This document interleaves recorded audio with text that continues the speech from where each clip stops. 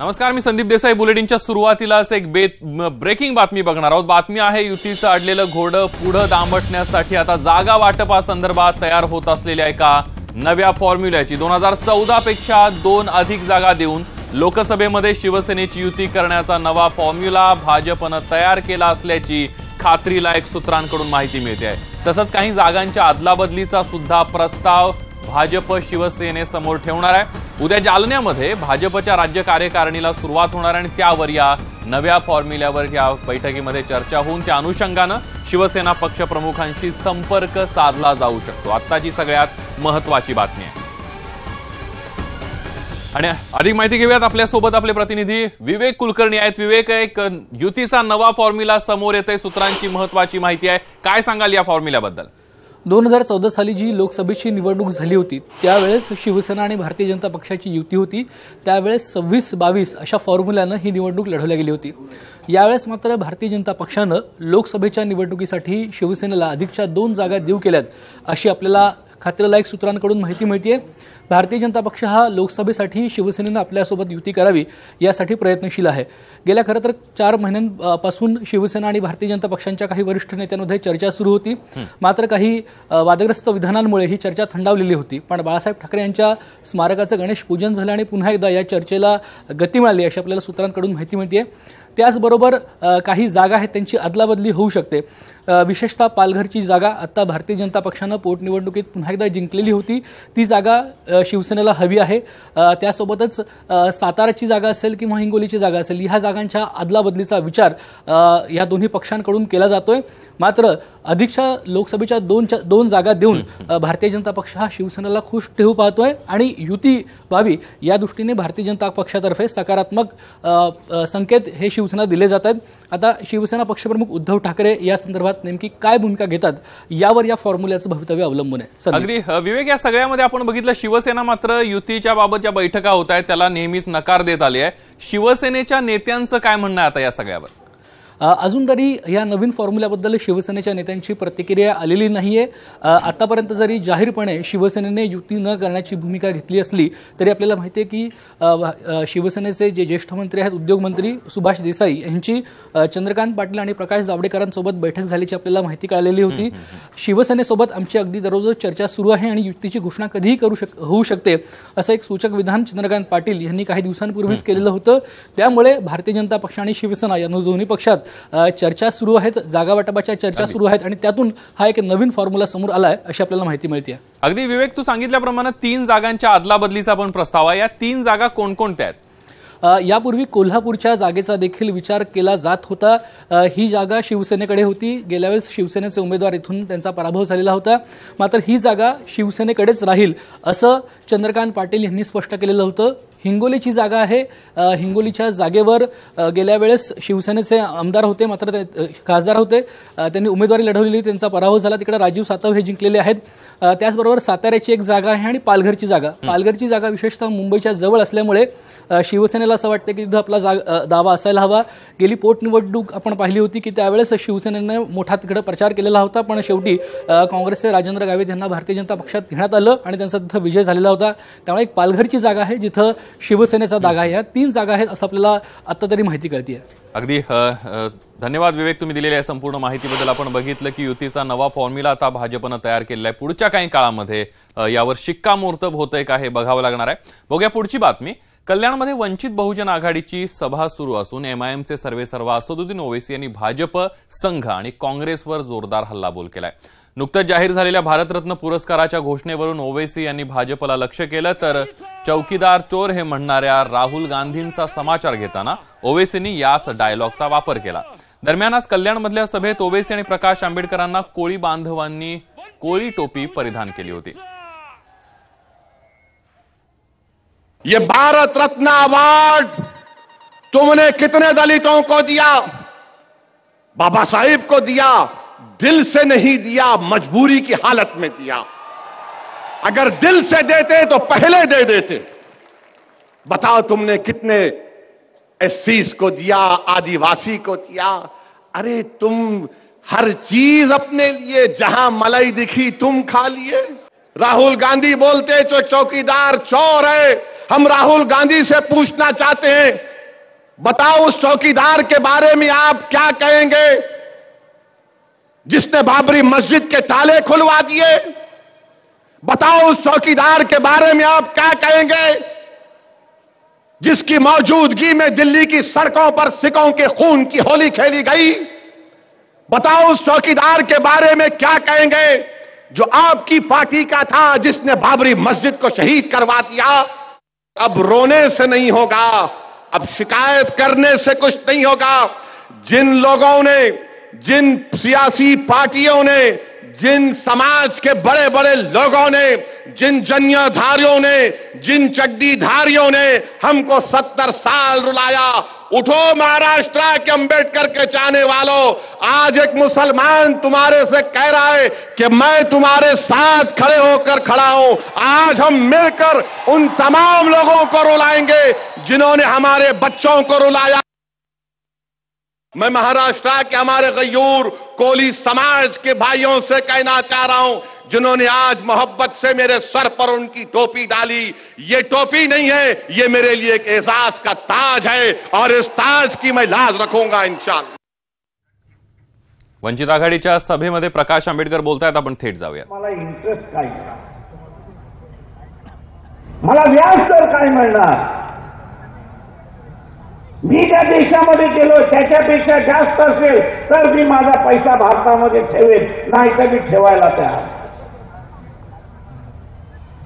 अमेरिकेमध्ये गेले, युरोपमध्ये गेले, हे सगळे आरएसएसचे भक्त आहेत, ते आपण सरळ।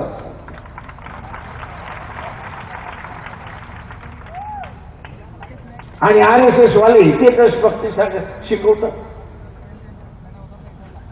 आरएसएस वाले इथे देशभक्ती शिकवतात। आरएसएस वाल्यांनो, तुमचे जे भावबंदी आहेत, सभासद आहेत, मित्र आहेत, युरोपमध्ये आणि अमेरिकेमध्ये गेले, त्यांना असताना सांगा की आखाती देशामधला भारतीय गेला तो बिना व्याजाने पैसा पाठवतो, तसं ह्यांनाही म्हणा की बिना व्याजाने इथे पैसे पाठवा। जे निखळ नफाखोर, नफा मिळत असेल तर मी मदत करणार, आणि दुसरा या मातीशी प्रेम करणारा तो म्हणतो की माझ्याकडे अधिक पैसा आलाय तो माझ्या भारतीयांकडे गेला पाहिजे आणि बँकेमध्ये पाठवतो, अशी असताना परिस्थिती। हा दृष्टिकोन आहे इथल्या बुद्धिजीविता। आपण बघितलं असदुद्दीन ओवैसींपाठोपाठ प्रकाश आंबेडकर यांनी सुद्धा भाजप आणि संघावर जोरदार टीका केली। बघूया पुढची बातमी। आजचा रविवार लग्न मुहूर्ताचा रविवार म्हणावा लागेल, कारण दिवसभरामध्ये 2 हाय प्रोफाईल लग्न सोहळे संपन्न झाले। पहिला विवाह झाला तो मनसे अध्यक्ष राज ठाकरे यांचे चिरंजीव अमित ठाकरेंचा। अमित ठाकरे आणि मिताली बोरुडे यांचं मोठ्या थाटामाटात लग्न पार पडलं, तर दुसरीकडे पाटीदार समाजाच्या आरक्षणासाठी आंदोलन छेडणारे हार्दिक पटेल हे देखील लग्नाच्या बेडीमध्ये अडकलेत। सुरेंद्रनगर तालुक्यातल्या दिगसारमधल्या किंजल पारिक नावाच्या तरुणीशी त्यांचा विवाह झालाय। अतिशय साध्या पद्धतीने हार्दिक पटेल यांचा विवाह संपन्न झाला। आपण बघितलं आजचा लग्नांच्या मुहूर्तांचा रविवार ठरला, कारण 2 हाय प्रोफाईल लग्न सोहळे आज पार पडलेले आहेत। राज ठाकरे यांचे चिरंजीव अमित ठाकरे यांचा विवाह सोहळा झालेला आहे, विवाह संपन्न झालाय मिताली बोरुडे यांच्याशी, तर पाटीदार समाजाचा नेता हार्दिक पटेल याचं सुद्धा आज लग्न झालेलं आहे।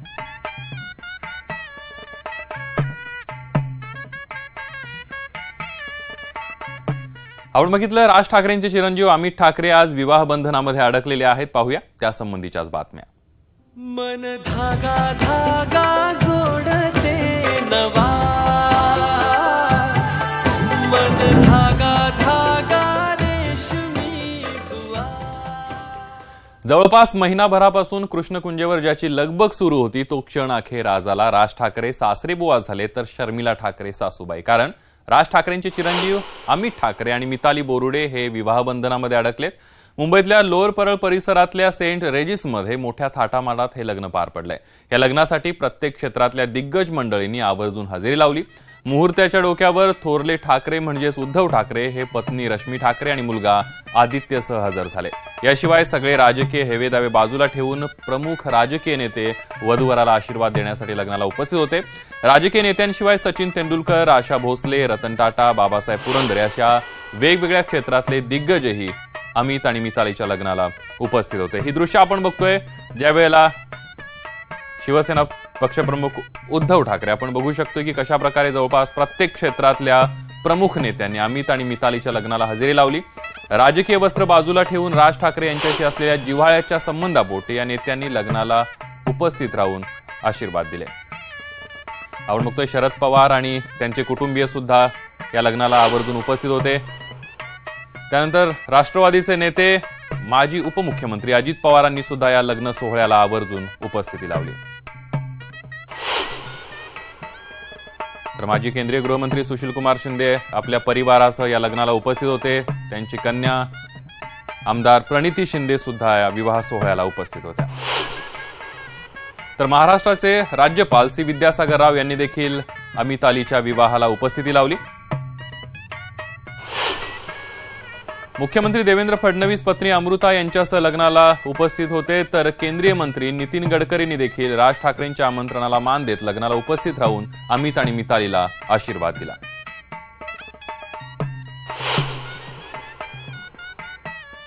तर मुंबई भाजपचे अध्यक्ष आशिष शेलार सुद्धा या विवाह सोहळ्याला उपस्थित होते।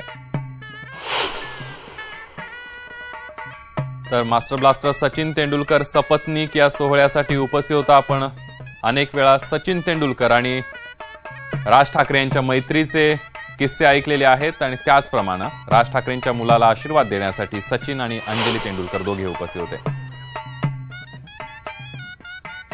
गायिका आशा भोसले ह्या सुद्धा या विवाह सोहळ्याला उपस्थित होत्या। क्रीडा, कला, चित्रपट उद्योग क्षेत्रातील त्यांचे स्नेही म्हणून सगळेच जण या विवाह सोहळ्याला उपस्थित होते। मास्टर ब्लास्टर सचिन तेंडुलकर नंतर आपण बघतोय की आमिर खान बॉलिवूडचा परफेक्शनिस्ट हा सुद्धा या विवाह सोहळ्याला उपस्थित होता। अभिनेता रितेश देशमुख कुटुंबियांसह लग्नाला हजर झाला। त्याचबरोबर आमदार अमित देशमुख हे सुद्धा या लग्न सोहळ्याला उपस्थित होते। शिवशाहीर बाबासाहेब पुरंदरे आणि राज ठाकरे यांच्यातला जिव्हाळा आपल्या सर्वांनाच माहित आहे। पुरंदरेंनी देखील लग्नाला उपस्थिती लावत अमित आणि मितालीला आशीर्वाद दिले। तर जयदेव ठाकरे हे सुद्धा वधूवरांना आशीर्वाद देण्यासाठी या लग्न सोहळ्याला उपस्थित होते।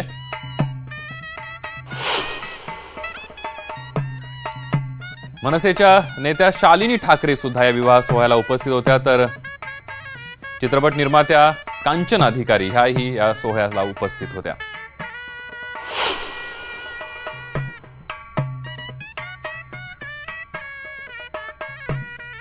केबल ऑपरेटर किंवा डीटीएच सेवा पुरवणाऱ्या कंपनीच्या मनमालीला कंटाळा असाल तर तुमच्यासाठी एक खुशखबर आहे, कारण लवकरच मोबाईल फोनच्या क्रमांकाप्रमाणे तुम्हाला सेट टॉप बॉक्सच्या पोर्टेबिलिटीचा पर्याय मिळणार आहे। याचा अर्थ सेट टॉप बॉक्स न बदलता तुम्ही ब्रॉडकास्टर बदलू शकता। Telephone regulatory authority of India म्हणजे ट्रायच्या वरिष्ठ अधिकाऱ्यांनी या नव्या नियमावली संदर्भातले संकेत दिलेत। वर्षाअखेरीला ग्राहकांना या नव्या नियमावलीचा लाभ घेता येईल असा अंदाज वर्तवण्यात येतो। दरम्यान 1 फेब्रुवारीपासून प्रेक्षकांना आवडीचे चॅनल निवडता येणार असून त्या चॅनलसाठी शुल्क भरावा लागणार आहे। ट्रायनं ग्राहकांच्या हिताचा या नियम लागू केल्यानंतर आता सेट टॉप बॉक्स पोर्टेबिलिटीच्या नियमासंदर्भात तयारी सुरू केली आहे। दरम्यान डीटीएच सेवा देणाऱ्या कंपन्यांनी आणि केबल ऑपरेटर्सनी आतापासूनच या नियमाचा विरोध करायला सुरुवात केली आहे।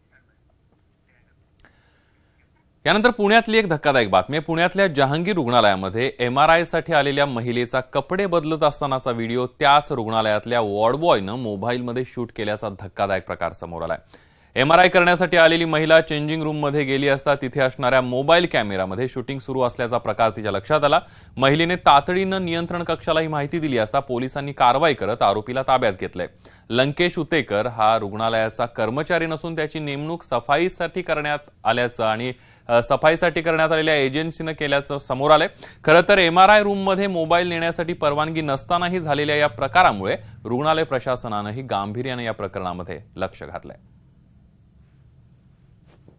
एमआरआय करण्यापूर्वी कपडे बदलण्याकरता सांगितलेलं आणि ते चेंजिंग रूममध्ये गेलेली.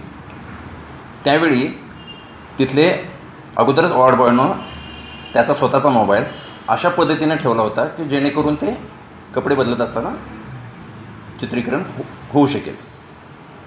हा सगळा प्रकार त्या महिलेला ज्यावेळेस लक्षात आला, पुढे मोबाईल ठेवलेला आहे आणि आपलं चित्रीकरण होतं आहे, त्यावेळेस त्या महिलेनं आपल्या पतीला बोलवून घेतलं आणि त्याच्यानंतर पुणे शहरच्या नियंत्रण कक्षाला कळवलं. कारवाईमध्ये आम्ही तो मोबाईल जप्त केला तिथेच आणि आरोपीला ताब्यात घेतलं. यानंतरची पुढची बातमी अखिल भारतीय चित्रपट महामंडळाच्या महासभेतल्या गोंधळाची. कोल्हापुरात अखिल भारतीय चित्रपट महामंडळाची सभा आयोजित करण्यात आली होती आणि या सभेमध्ये ठराव मंजूर करण्याच्या कारणावरून सभासदांनी जोरदार गोंधळ घातला. सभा सुरू झाल्यावर पहिल्यांदा अहवाल न मिळाल्यावरून सत्ताधारी आणि विरोधी गटातील सभासदांमध्ये जोरदार खडाजंगी झाली. गोंधळादरम्यान प्रत्येक सभासद माईकचा ताबा घेण्यासाठी धडपडत असल्याचं चित्र पाहायला मिळालं आणि त्यानंतर चित्रपट महामंडळाचे माजी अध्यक्ष प्रसाद सुर्वे आणि अभिनेते भालचंद्र कुलकर्णी यांच्या भाषणानंतर पुन्हा सत्ताधारी आणि विरोधकांमध्ये जुंपली. यावेळी अध्यक्ष मेघराज भोसले, वर्षा उसगावकर, विजय पाटकर, सुशांत शेलार व्यासपीठावर उपस्थित होते.